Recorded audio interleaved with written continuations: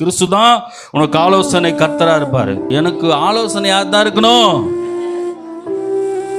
நம்ம ஆண்டவர்கிட்ட ஆலோசனை கேட்காத எவங்கிட்டயோ நம்ம போய் ஆலோசனை கேட்கறதுனால தான் இன்னைக்கு நம்ம நிலைப்படாத வாழ்ந்து கொண்டு இருக்கிறோம்.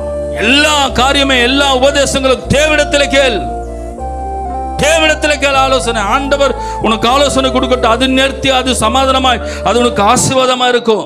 அவர் சொல்லிட்டார், நான் ஆலோசனை கர்த்தர், என்கிட்ட கேளு. உண்மையில் கண்ணை வைத்து உன் மேல என்ன வச்சாரு? கண்ணையே வச்சுக்கிறாரு. உன் மேல கண்ணை வச்சு உனக்கு என்ன பண்ணுவேன்? நானு ஆலோசனை சொல்லுவேன். இப்ப நாம என்ன செய்யறோம்?